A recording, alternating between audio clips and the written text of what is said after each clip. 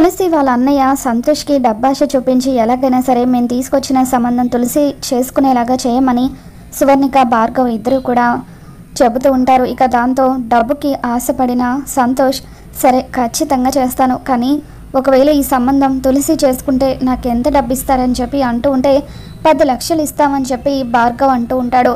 నిజంగా 10 లక్షలు ఇస్తారు కదా, ఒకవేళ ఈ సంబంధం తులసి చేసుకున్న తర్వాత మాట తప్పరు కదా అని చెప్పి అంటూ ఉంటే ఎట్టి పరిస్థితుల్లోనూ మాట తప్పము, ఖచ్చితంగా డబ్బులు ఇస్తామని చెప్పి సంతోష్కి భార్గవ్ చెప్పడంతో సరే అలా అయితే మీరు 10 లక్షలు రెడీ చేసుకోండి, ముందుగా ఈ 50,000 ఇటు ఇచ్చేయండి, తులసికి పెళ్ళి జరిగిపోయినట్టే, మీరు కూల్గా ఉండండి అని చెప్పి సంతోష్ అక్కడి నుండి వెళ్ళిపోతాడు. మొత్తానికి ఈ తులసి వాళ్ళ అన్నయ్య సంతోష్ డబ్బు మనిషి అవ్వడం వల్ల మన ప్లాన్ సింపుల్గా వర్కౌట్ అయిపోతుంది అని చెప్పి సువర్ణిక భార్గవ్ ఇద్దరు కూడా ఆనందపడిపోతూ ఉంటారు. సంతోష్ ఇంటికి వచ్చిన తర్వాత అమ్మ నాన్న మీ అందరికి ఒక గుడ్ న్యూస్, తులసికి ఒక మంచి సంబంధం చూశాను, అబ్బాయి చాలా మంచివాడు, రేపు ఉదయమే వాళ్ళు పెళ్లి చూపులకు వస్తున్నారు అని చెప్పి అంటూ ఉంటే వాళ్ళు అనుమానంగా చూస్తూ ఉంటారు.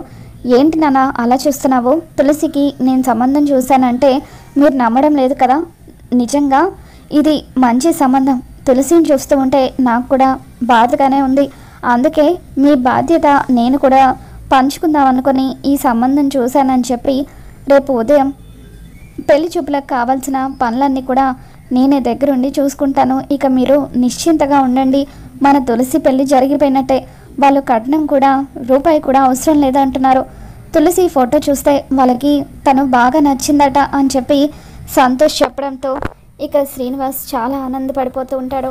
గదిలోకి వచ్చిన తర్వాత లక్ష్మి డల్గా కూర్చొని ఉంటుంది. అప్పుడు శ్రీనివాస్ ఏమైంది లక్ష్మి, మన తులసికి సంతోష్ సంబంధం తీసుకొస్తానని అంటున్నాడు కదా, ఇంకా ఎందుకు ఆలోచిస్తున్నావు అని చెప్పి అంటూ ఉంటే ఈరోజు గుడిలో తులసికి జరిగిన అవమానం గురించి ఆలోచిస్తున్నానండి, ఒక అమ్మాయి మన తులసికి జీవితంలో పెళ్లి కాదని ఎన్ని మాటలు అనిందో, అందరి ముందు ఎంతో ఘోరంగా అవమానించింది, ఆ మాటలు వింటూ ఉంటే ఇంకా నాకు గుండె పగిలిపోతుంది, పాపం తులసికి ఇంకెంత బాధగా ఉందో అని చెప్పి లక్ష్మి చాలా బాధపడుతూ ఉంటుంది. దేవుడి దయ వల్ల ఈ వచ్చిన సంబంధం మంచి సంబంధం అయ్యి తులసికి త్వరగా పెళ్లి ఖాయమైపోతే బాగుండు అని చెప్పి లక్ష్మి అంటూ ఉంటే ఇకప్పుడు లక్ష్మి మాటలు విన్న తులసి కూడా ఎంతగానో బాధపడిపోతూ ఇక అమ్మ నాన్నల్ని ఎక్కువగా ఇబ్బంది పెట్టొద్దు, వాళ్ళు నా పెళ్లి గురించి ఆలోచిస్తూ ఆరోగ్యం కూడా పాడు చేసుకుంటున్నారు, రేపు వచ్చిన అతను ఎవరైనా సరే నేను పెళ్ళికి ఓకే చెప్పేస్తాను, తల ఉంచుకొని తాళి కట్టించుకుంటాను, ఇంకా వాళ్ళకి భారం అవ్వకూడదు అని చెప్పి తులసి ఎంతగానో బాధపడుతూ ఉంటుంది. ఇక తర్వాత రోజు ఉదయాన్నే లక్ష్మి గుడికి వెళ్తుంది. అలా గుడికి వెళ్ళి తను ముందు రోజు నుండి ఏమీ తినకపోవడంతో చాలా నీరసంగా ఉంటుంది. అలా గుడిలో దేవుడికి దండం పెట్టుకుంటూనే ఒక్కసారిగా కళ్ళు తిరిగి కింద పడిపోతూ ఉంటే అప్పుడే గుడికి వచ్చిన సిద్ధు లక్ష్మిని పట్టుకుంటాడు.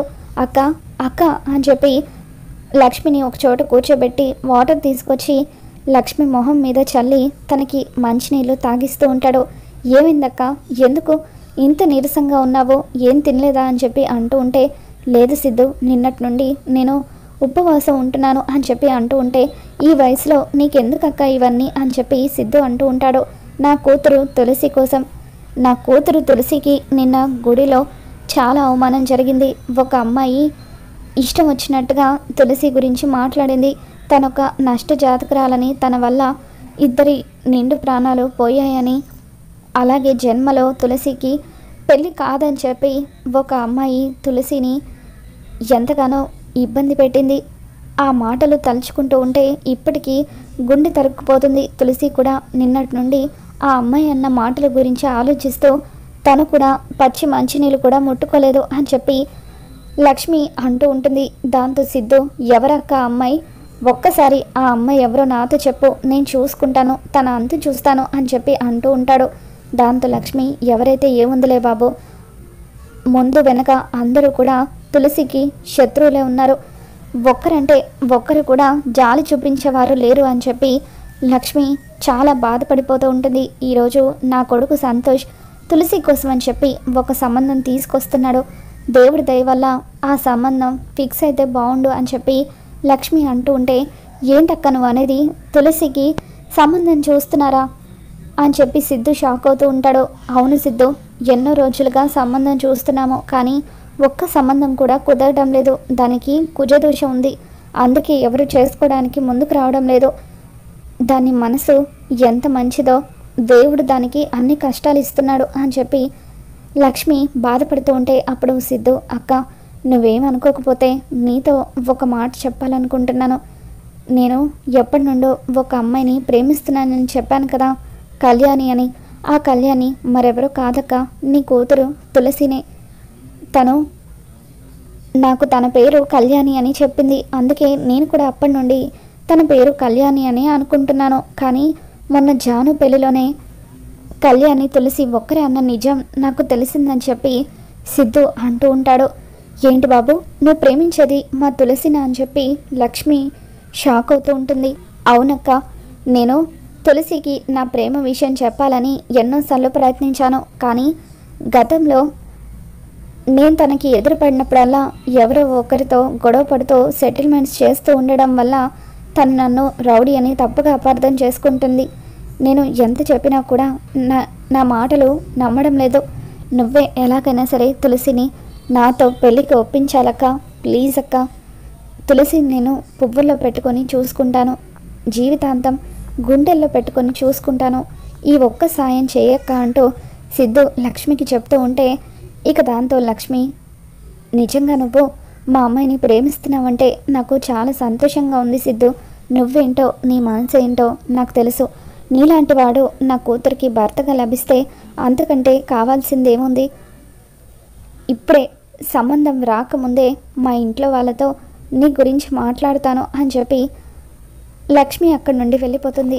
ఇంటికి వచ్చిన తర్వాత లక్ష్మి శ్రీనివాస్తో, ఏమండి ఈ సంబంధం వద్దని చెప్పండి, వాళ్ళని రావద్దని చెప్పండి అని అంటూ ఉంటే, ఎందుకు లక్ష్మి, తులసికి సంబంధం చూడడం కోసమే కదా మనం ఎంతో ఆశగా ఎదురు చూస్తున్నామని చెప్పి శ్రీనివాస్ అంటూ ఉంటాడు. దాంతో లక్ష్మి, నా తమ్ముడు సిద్ధు అని చెప్తూ ఉంటాను కదండి, సిద్ధు లక్ష్మిని ప్రేమిస్తున్నాడు, పెళ్ళి కూడా చేసుకుంటానని నాకు మాటిచ్చాడు. కాబట్టి సిద్ధుకి తులసికి పెళ్ళి చేసేద్దామండి.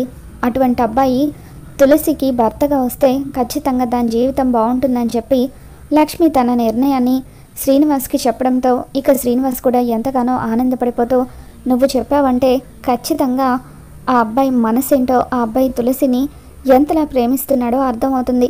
నువ్వు అన్నట్టుగా ఆ అబ్బాయితోనే మన తులసి పెళ్లి చేద్దాము, ఈ సంబంధం క్యాన్సిల్ చేయమని చెప్దాము అని అంటూ ఉంటాడు. ఇక ఆ రోజు రాత్రి జై జాను దగ్గరికి వచ్చి తనకు ఒక శారీని గిఫ్ట్గా ఇస్తూ, జాను నువ్వు అర్జెంటుగా వెళ్ళి ఈ శారీ కట్టుకునిరా, ఈరోజు మన ఫస్ట్ నైట్ అని చెప్పి జై అంటూ ఉంటాడు.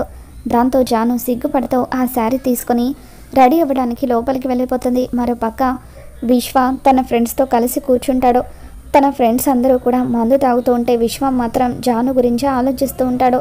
రే విశ్వ, ఇంకా ఏం ఆలోచిస్తున్నావురా, జానుకి జైకి పెళ్ళి జరిగిపోయింది, ఈరోజు జైకి జానుకి ఫస్ట్ నైట్ కూడా అట. పాపం బంగారం లాంటి జాను జీవితం ఆ జైగడి చేతుల్లోకి వెళ్ళిపోయింది. వాడు ఎంత దుర్మార్గుడో, జానుని ఏం చేస్తాడో అని చెప్పి వాళ్ళు చాలా బాధపడుతూ ఉంటారు. ఇక వాళ్ళ మాటలు విన్న తర్వాత విశ్వ కూడా చాలా బాధగా అనిపిస్తుంది. జాను పదే పదే గుర్తుకు రావడంతో ఇక వాళ్ళు తాగుతున్న మందు బాటిల్ని తీసుకొని బలవంతంగా ఒక ఫుల్ బాటిల్ మందు మొత్తం కూడా తాగేస్తాడు. అలా మందు తాగుతూ ఉంటే, రే విశ్వ నీకు అలవాటు లేదు కదా, అలా తాగేస్తున్నావని చెప్పి వాళ్ళు ఆపడానికి ప్రయత్నిస్తూ ఉంటారు. విశ్వ మందు తాగిన తర్వాత ఆ బాటిల్ని కోపంగా విసిరి కొట్టి బండి మీద జై ఇంటికి బయలుదేరి వెళ్తూ ఉంటాడు. రే విశ్వ అని చెప్పి ఎంత ఆపడానికి వాళ్ళ ఫ్రెండ్స్ ప్రయత్నించినా విశ్వ జై ఇంటికి వెళ్ళిపోతాడు. మరోపక్క జాను పాల గ్లాస్ తీసుకుని జై గదిలోకి వస్తూ ఉంటుంది. జాను, నువ్వు ఎంత అందంగా ఉన్నావో తెలుసా, నిన్ను చూడగానే మొదటి చూపులోనే నేను ప్రేమలో పడిపోయాను. జీవితాంతం నిన్ను కాలు కింద పెట్టకుండా చూసుకుందామని చెప్పి నేను ఆ రోజే ఫిక్స్ అయిపోయాను. నా అదృష్టం బాగుండబట్టి నువ్వు కూడా పెళ్ళికి ఒప్పుకున్నావు, నువ్వు నా అదృష్ట దేవతవి అని చెప్పి జై జానుకి చెబుతూ ఉంటే జాను కూడా చాలా హ్యాపీగా ఫీల్ అవుతూ ఉంటుంది. మీలాంటి మంచి భర్త నా జీవితంలోకి రావడం నా అదృష్టం అని చెప్పి జాను అంటూ ఉంటుంది. ఇక తర్వాత జై జానుకి ముద్దు పెట్టబోతూ ఉంటాడు. ఇక అప్పుడే విశ్వ అక్కడికి వచ్చి జాను అంటూ గట్టిగా అరుస్తాడు. విశ్వ అరుపులు వినగానే విశ్వ జాను ముద్దు పెడుతున్న జైని నెట్టి పడేసి గుమ్మం దగ్గరికి పరిగెత్తుకుంటూ వస్తుంది. జై జాను ఇద్దరు గుమ్మం దగ్గర నిలబడి చూస్తూ ఉంటారు. వీడేంటి ఈ టైంలో అని చెప్పి జై షాక్ అవుతూ ఉంటాడు. విశ్వ ఫుల్గా తాగేసి ఉంటాడు. జాను నీతో నేను అర్జెంటుగా మాట్లాడాలి అని చెప్పి అంటూ ఉంటే, విశ్వ ఇన్ని రోజులు ఏమైపోయావురా, నా పెళ్ళికి కూడా రాలేదు, అయినా ఈ టైంలో ఏం మాట్లాడాలని చెప్పి జాను అంటూ ఉంటే, అప్పుడు విశ్వ ఈ జయగాడి నిజస్వరూపం బయట పెట్టాలి జాను అని చెప్పి అంటూ ఉంటాడు. ఏంట్రా ఏమైంది, తాగేసి ఏదేదో మాట్లాడుతున్నావు అని చెప్పి జాను అంటూ ఉంటే, నేను తాగి మాట్లాడొచ్చు జాను, కానీ నిజం మాట్లాడుతున్నాను. నీ పెళ్ళికి నేను వచ్చాను, కానీ వీడి నిజస్వరూపం బయట పెట్టకుండా ఉండాలని నన్ను మీ అన్నయ్యల చేత కొట్టించాడు అని చెప్పి జై నిజస్వరూపాన్ని విశ్వ బయట పెడుతూ, వీడొక పెద్ద శాడిస్ట్, వీడితో కలిసి ఉంటే నీ జీవితం నాశనం అయిపోతుంది జాను అని చెప్పి విశ్వ అంటూ ఉంటాడు. వీడు పెళ్ళి కాకముందు నుండే ఒక స్పైని కాలేజ్లో పెట్టి నీ ఫొటోస్తో పాటు వీడియోస్ని కూడా తీయమని చెప్పాడు. అనుక్షణం కూడా నిన్ను అబ్జర్వ్ చేస్తూనే ఉన్నాడు. అది కాకుండా మీ జాతకాలు కూడా కలవలేదు. పంతులు గారికి డబ్బులు ఇచ్చి ప్రాణాలు తీస్తానని బెదిరించి బ్లాక్మెయిల్ చేసి అంకుల్ వాళ్ళకు కూడా అబద్ధం చెప్పి బలవంతంగా నిన్ను పెళ్లి చేసుకున్నాడు. ఇతన్ని నమ్మొద్దు అని చెప్పి వీడు ఒక పెద్ద మోసగాడని చెప్పి విశ్వ అంటూ ఉంటే, జాను వాడి మాటలు నమ్మకు, వాడు తాగేసి ఏదేదో వాగుతున్నాడు అని చెప్పి జై అంటూ ఉంటాడు. దాంతో జాను విశ్వ నా బెస్ట్ ఫ్రెండ్, ఈ ప్రపంచంలో నేను ఎవరినైనా నమ్ముతానంటే అది విశ్వని మాత్రమే, తను చెప్పాడంటే ఖచ్చితంగా మీరు ఇదంతా చేసే ఉంటారు, నా గురించి ఎంక్వైరీ చేయడానికి స్పైని పెట్టారా అని చెప్పి జాను ఎంతగానో ఏడుస్తూ ఉంటుంది. ఇక మీతో నేను కలిసి ఉండలేను, మీ నిజ స్వరూపం ఇదా, మీరు నన్ను మోసం చేసి పెళ్లి చేసుకున్నారు అని చెప్పి జాను తన తాళి తెంచి జయమోహన్ని విసిరి కొట్టి కోపంగా అక్కడి నుండి వెళ్ళిపోతుంది. మరి రాబోతున్న ఎపిసోడ్లో ఏం జరగబోతుందో మళ్ళీ మన ఛానల్లో తెలుసుకుందాం. ఈ వీడియో మీకు నచ్చినట్లయితే ఒక లైక్ చేయండి.